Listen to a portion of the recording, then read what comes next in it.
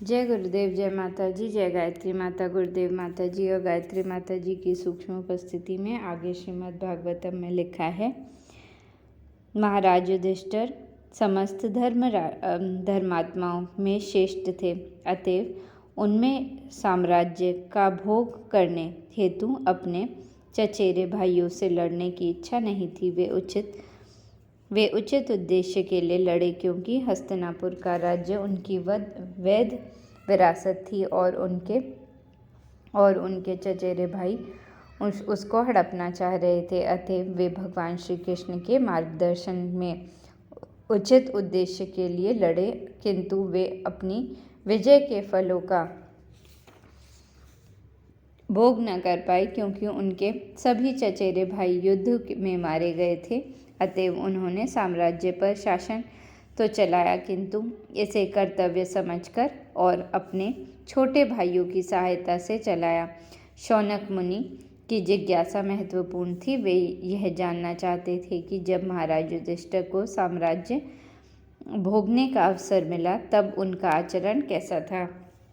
इस संसार की तुलना उस दिव्यांगनी के साथ की जाती है जो बांस की झाड़ियों में घर्षण से उत्पन्न होती है। ऐसी दिव्यांगनी स्वतः लगती है, क्योंकि बांसों में घर्षण ब्रह्म कारण के बिना होता है। इस प्रकार भौतिक संसार में प्रकृति पर प्रभुत्व जताने की इच्छा वाले लोगों के क्रोध आपस में टकराते हैं, जिससे युद्ध की अग्नि भड़कती है, जिससे अवांछित प्रजा का नाश हो जाता है। ऐसी अग्नियाँ या युद्ध भड़कते रहते हैं और श्री भगवान को उनसे कुछ लेना देना नहीं होता, क्योंकि वे सृष्टि का पालन करना चाहते हैं। अतएव वे चाहते हैं कि जनसमूह आत्म साक्षात्कार के सत्य पथ पर चले, जिससे जीव भगवत धाम में प्रवेश कर सके। श्री भगवान कष्ट भोगने वाले मनुष्य को भगवत धाम अपने पास बुलाना चाहते हैं, जिससे वे त्रिविध भौतिक तपों से मुक्त हो जाएं। सृष्टि बनाने का उद्देश्य ही यही है, लेकिन जो होश में नहीं आता वह श्री भगवान की माया शक्ति द्वारा दिए गए कष्टों को इस संसार में भोगता है। अतएव श्री भगवान चाहते हैं कि उनके प्रामाणिक प्रतिनिधि ही संसार पर शासन चलाएं। भगवान श्री कृष्ण का अवतार ऐसे राज्य की स्थापना करने तथा ऐसे अवांछनित व्यक्तियों का वध करने हेतु हुआ, जिनका उनकी योजना से कुछ सरोकार नहीं रहता। कुरुक्षेत्र का युद्ध श्री भगवान की योजना के अनुसार लड़ा गया था, जिससे अवांछनित लोगों का सफाया हो जाता और उनके भक्त के अधीन शांतिपूर्वक साम्राज्य की स्थापना हो। अतएव जब राजा युधिष्ठिर हिंसासन पर बैठे तथा कुरुप वंश की पौध अंकुर महाराज परीक्षित के रूप में बच गई, तो श्री भगवान पूर्ण रूप से संतुष्ट हुए। जब महाराज युधिष्ठिर समुद्र पर्यंत पृथ्वी पर शासनारूढ़ थे, तो उस समय भी यष्टधारी कार या सबसे बड़े को उत्तराधिकार जैसा आधुनिक अंग्रेजी कानून प्रचलित था।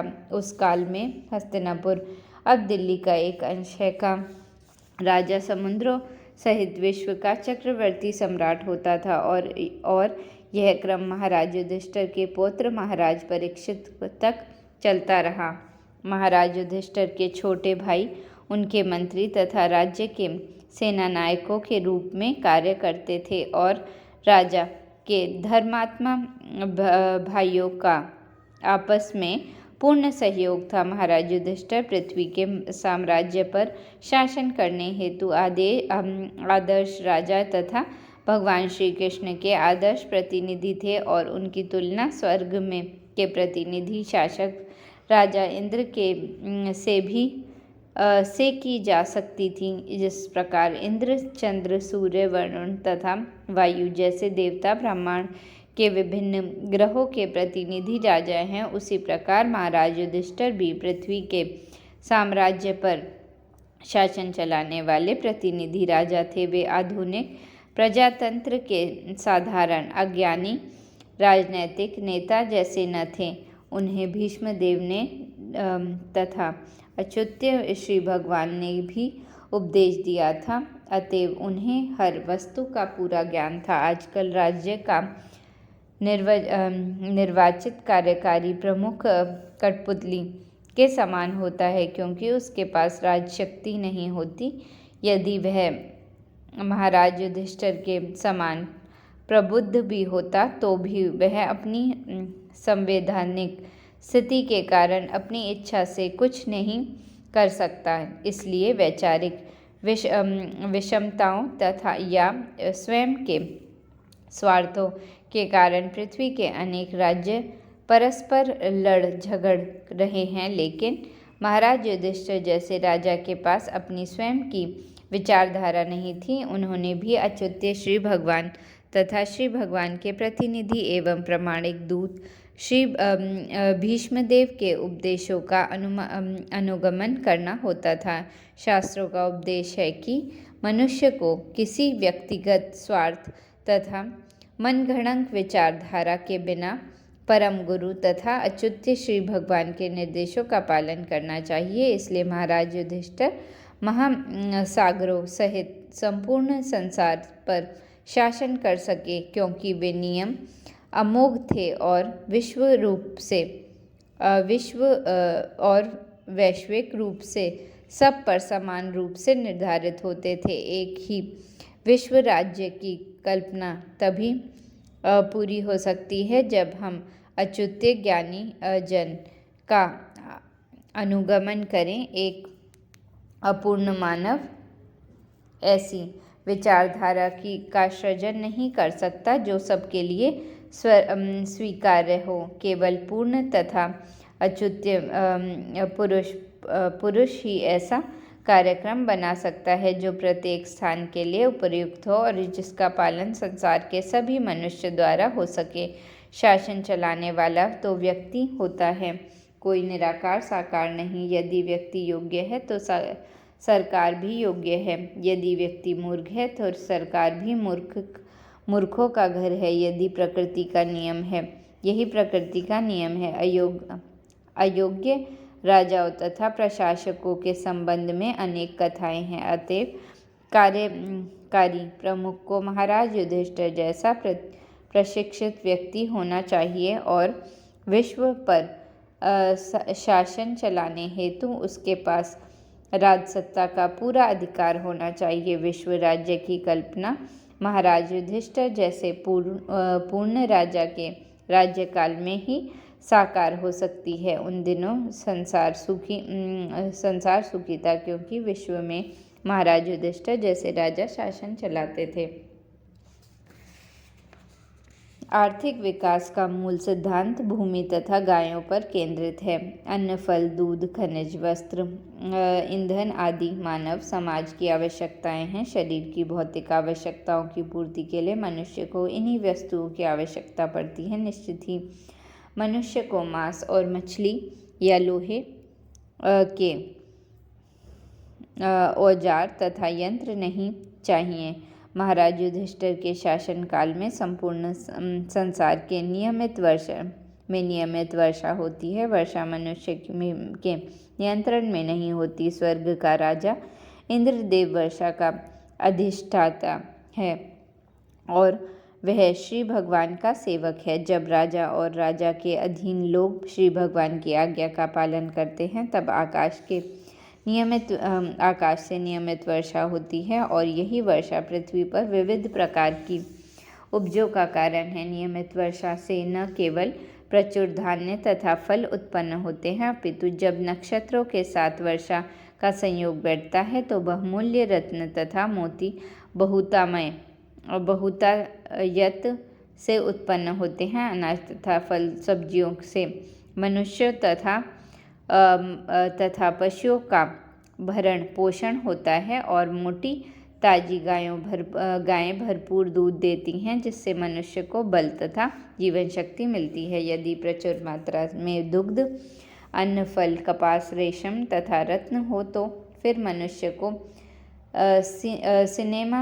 वेश्यालयों, पशुवध केंद्रों इत्यादि की आवश्यकता क्यों पड़ती है? सिनेमा, कार, रेडियो, मांस तथा होटलों के कृत्रिम विलासी जीवन की आवश्यकता क्यों है? और क्या इस सभ्यता ने एक दूसरे के व्यक्तिगत एवं राष्ट्रीय स्तर पर लड़ते रहने के अतिरिक्त और कुछ भी दिया है? क्या इस सभ्यता ने एक व्यक्ति की सनक पर हजारों व्यक्तियों को नारकीय कारखानों में तथा युद्ध स्थलों में भेजकर समानता तथा विश्वबद्धता को बढ़ावा दिया है? यहाँ पर कहा गया है कि गायें अपनी दुग्ध से चारागाहों को सिक्त करती हैं क्योंकि उनके थन दूध से भरे रहते हैं और वे अत्यंत प्रमुदित रहती थीं। तो फिर क्या उन्हें खेतों में पर्याप्त मात्रा में घास खिलाकर प्रसन्न जीवन बिताने हेतु समुचित संरक्षण की आवश्यकता नहीं है? मनुष्य अपने स्वार्थ के लिए उनका वध क्यों करता है? मनुष्य अन्न, फल, दूध से क्यों नहीं संतुष्ट होता है जिनसे हजारों प्रकार के व्यंजन तैयार हो सकते हैं? इन निर्दोष पशुओं का वध करने हेतु संपूर्ण विश्व में पशुवध केंद्र होता है। महाराज युधिष्ठिर के पौत्र महाराज परीक्षित ने अपने विशाल राज्य का दौरा करते हुए देखा कि एक काला व्यक्ति गाय का वध करने का प्रयास कर रहा है। राजा ने तुरंत उस वधक को बंदी बना के उसे पर्याप्त मात्रा में दंडित किया। क्या राजा या शासनाध्यक्ष को इन बेचारे पशुओं की रक्षा नहीं करनी चाहिए जो अपनी रक्षा स्वयं करने में अक्षम हैं? क्या वह मानवता है? क्या देश के पशु देशवासी नहीं हैं? तो फिर संगति पशुवध केंद्रों में उनका वध किए जाने की अनुमति क्यों दी जाती है? क्या ये समानता, बंधुत्व तथा अहिंसा के लक्षण हैं? अतएव आधुनिक प्रगतिशील सभ्य स्वरूप की सरकार के विपरीत महाराज युधिष्ठिर जैसा राजतंत्र तथा कथित उस प्रजातंत्र से कहीं अधिक श्रेष्ठ है जिसमें पशुओं का वध किया जाता है और पशु से भी नीच एक व्यक्ति दूसरे व्यक्ति के लिए मतदान करता है। हम सभी भौतिक प्रकृति के प्राणी हैं। श्रीमद् भागवत गीता में कहा गया है कि श्री भगवान स्वयं बीजदाता पिता हैं और भौतिक प्रकृति सभी आकार प्रकार के जीवों की माता है। इस प्रकार माता प्रकृति के पास परमपिता भगवान श्री कृष्ण की कृपा से पशुओं तथा मनुष्यों द्वारा दोनों के लिए पर्याप्त भोजन है। मनुष्य अन्य समस्त जीवों का बड़े भाई जैसा है।